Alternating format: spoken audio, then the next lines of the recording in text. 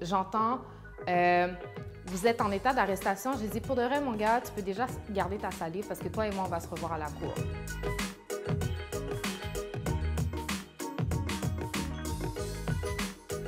Guys, bienvenue à Story Time! OK, guys, pour vrai, là, je dois vous le dire, merci beaucoup pour le support. Vous ne comprenez pas? C'est amazing. Mais aujourd'hui, là, on va parler de quelque chose qui n'existe pas au Québec. Profilage racial. Anyways, aujourd'hui, Tracy, elle s'est fait arrêter par la police plus d'une fois. Et aujourd'hui, elle va parler d'une histoire qui lui est arrivée. So, yo, Tracy, c'est quoi ton histoire? Yo, Steve, check une histoire, OK? So, ça, c'est la deuxième fois que je me suis fait arrêter. La première fois, c'est une autre histoire, mais je vais parler de la deuxième fois que je me suis fait arrêter. So, décembre 2013, you know, looking fresh, looking young, c'est l'anniversaire d'une amie. On doit aller dans un restaurant. So, je me mets toute cute, you know, une jupe bien serrée, des talons bien hauts. On va au restaurant, on mange, we're having fun. 11h30, je reçois un appel. Mon ami est comme, yo, on est dans le loft au Vieux-Port. La police a débarqué. Ils ont shut down notre affaire. J'ai l'auto à ma mère. Est-ce que tu peux venir conduire l'auto parce que j'ai bu? Je veux pas qu'on prenne l'auto. I'm like, yeah, of course, sure. Comme je viens d'avoir mon permis, so je suis chaud de conduire, you know? Y'all know what I'm talking about. So, je m'en vais, je prends un taxi jusqu'au loft. Plein de police partout, je monte jusqu'en haut. Là, j'arrive, moi, je prends mon sac qui a mon portefeuille, mon téléphone. Je le lance sur le sofa parce que comme je fais pas partie de la fête, puis je veux dire, je suis juste venue prendre les clés. Il y a deux policiers qui bloquent l'entrée à la chambre où est-ce que mon ami est. Fait que là, je dis à mon amie, hey, je suis là. Elle dit, ouais, je te prends les clés, va chauffer l'auto parce qu'évidemment, première grosse tempête de l'année, je pense qu'on était comme le 21 décembre ou quelque chose. Là, le policier me dit, je vais te demander de sortir, s'il te plaît. J'ai dit, ouais, il n'y a pas de problème, je vais sortir. Mon ami est juste en train de prendre les clés. J'étais pas là, je veux juste aller réchauffer l'auto. Mon ami est comme, OK, elle veut me donner les clés, mais il y a deux policiers avec elle dans la chambre, puis ils ne veulent pas la laisser sortir. Là, je suis comme, monsieur, elle a les clés dans ses mains. Est-ce que vous pouvez juste aller prendre les clés? Puis comme, moi, je m'en vais. Il dit, t'as pas compris, sors, suite. Mon ami a dit, yo, je vais te lancer les clés. Hey, si tu lances les clés, je vous arrête toutes. Je suis comme, mais est-ce que tu peux juste prendre les clés? Comme, pourquoi autant d'animosité? Genre, je comprends pas. Finalement, elle arrive et elle dit, OK, mais est-ce que tu peux juste donner les clés? Je dis, monsieur, regarde, je recule là, juste prends les clés, s'il te plaît, on veut partir. Vous nous mettez dehors, on veut partir. Les deux policiers se regardent. Next thing you know, je vois, je me fais juste mettre à terre, comme littéralement, comme c'est WWE. Moi, je comprends pas. On met les menottes, toujours dans ma jupe bien serrée, mes talons bien hauts. On commence à me traîner en bas des escaliers. Là, je commence à crier à tout le monde, « Yo, filmez-moi, je m'en fous! Brutalité policière, filmez-moi! » Comme, sérieusement, j'étais comme, « What the fuck? » Tout le monde est comme, « Yo, vous n'avez pas le droit! Qu'est-ce que vous faites? Elle a rien fait! » Mais encore là, je suis comme, c'est impossible qu'ils vont m'arrêter, genre, pour ça. Mais actually, pourquoi? So, on m'emmène dans l'auto de police. J'ai aucune notion du temps, mais dans ma tête, 5 minutes passent, 10 minutes passent, 15 minutes passent, 20 minutes passent. Il n'y a rien, j'ai froid, je ne comprends pas qu'est-ce qui se passe. Finalement, les deux policiers rentrent dans l'auto, ils commencent à conduire. Après 5 minutes, arrivé à une lumière rouge, j'entends vous êtes en état d'arrestation. J'ai dit, pour de vrai, mon gars, tu peux déjà garder ta salive parce que toi et moi, on va se revoir à la cour. Okay. Il se tait. Vous êtes en état... dans l'auto? Je suis dans l'auto. Ils sont en train de chuchoter des affaires. Fait que là, ils sont comme, vous êtes en état d'arrestation pour entrave à la justice, voie de fait contre un policier, disturbing the peace et résistation à une arrestation. Finalement, je réalise qu'on m'emmène au poste de police. Honnêtement, j'étais un peu soulagée parce que littéralement, moi, j'ai trop écouté de Law and Order. Moi, je pensais que c'était la fin de ma vie, là. So, j'arrive au poste de police. Je vais vous épargner les détails, mais as you know, c'était vraiment pas nice. J'ai eu des commentaires sur ma greffe. J'ai eu des commentaires sur le fait que je voulais pas donner mes informations parce que je sais pas qu'est-ce que je fais là. Fait que probably I was hiding for one of my boo things that was selling drugs, you know, because obviously. Puis on a donné des commentaires. La seule pièce d'identité que j'avais, c'était ma carte d'université. J'étais en année préparatoire en psychologie. Ah ouais, tu vas à l'école, toi. Comme plein de... Yo, c'était dégueulasse. So anyways, finalement, moi, je donne toujours pas mes informations parce que, you know, comme je sais pas pourquoi je suis là, je sais pas pourquoi qu'on m'a arrêté.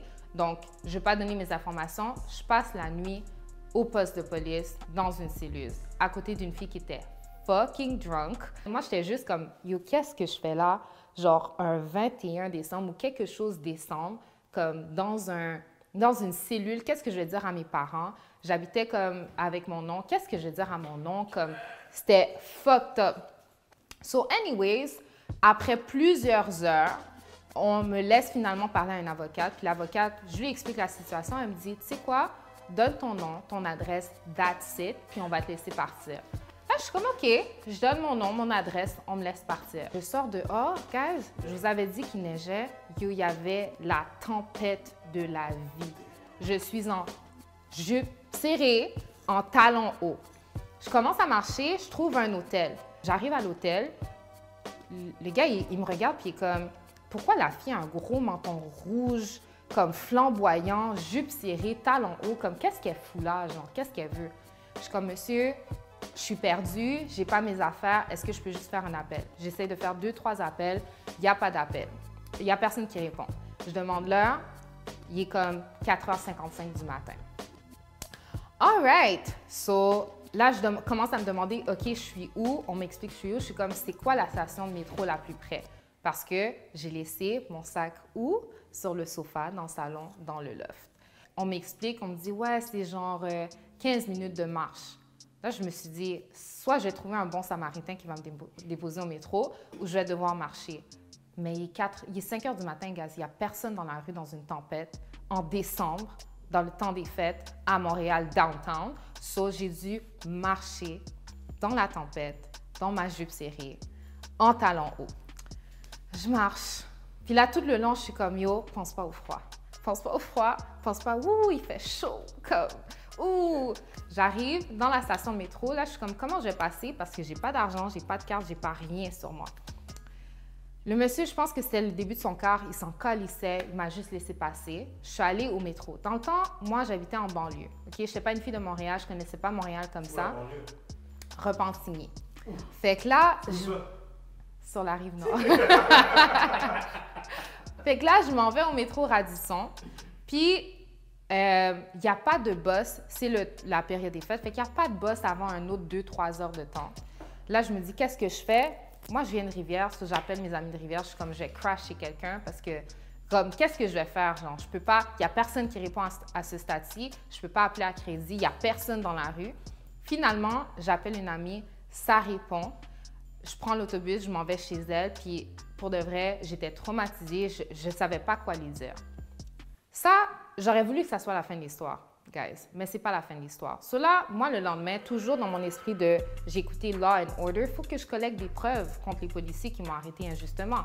Fait que je m'en vais chez la psychologue, je prends des photos, j'écris des notes par rapport à mon traumatisme, parce que je sais que j'ai une date de cours, puis there is no way que j'ai un dossier criminel. J'ai rien fait. Fast forward, 1 an plus tard, je m'en vais à la cour. Je suis une étudiante, donc j'ai décidé de prendre un avocat, comment on appelle ça? L'aide juridique, merci. Fait que je prends l'aide juridique, puis là, je lui explique, puis elle dit, ouais, c'est chill, OK, présente-toi. Là, moi, je me présente, relevé de notes, mes travaux d'école avec des A+, etc., etc. J'étais une fille qui faisait du bénévolat, qui en fait toujours, mais qui faisait du bénévolat. Puis, fait que j'amène toutes mes preuves. Puis là, elle me dit, ouais, tu vas pas rentrer dans la salle, je vais parler pour toi, puis je te reviens, puis on va s'arranger. Elle me dit, t'as-tu apporté de l'argent avec toi? Je dis, ben, je travaille à temps partiel, j'ai un petit peu d'argent avec moi. Elle dit, OK, il n'y a pas de problème. Elle revient après 10 minutes, elle me dit, ouais, finalement, j'ai parlé avec la couronne, puis ça ressemble à quelque chose comme 2000 $ de dons. 150 heures de travaux communautaires, 50 probations, puis tu vas devoir plaider coupable à telle charge. OK, je comprends pas, genre, comme, pourquoi? J'ai rien fait. Elle dit, ouais, mais c'est ça que j'ai discuté avec la couronne, puis on s'est entendu. Je dis, OK, non, ça marchera pas. Je pense qu'il va falloir revoir. Elle me dit, OK, tu sais quoi, je vais essayer d'aller parler, mais je te promets rien, OK? Je dis, OK, mais encore là, je suis comme, mais je comprends pas qu'est-ce qui se passe. Elle s'en va, elle revient un autre 15 minutes plus tard. Elle dit, honnêtement, là, j'ai vraiment essayé, ma belle. Ça va être 1000 $ de dons, 90 heures de travaux communautaires.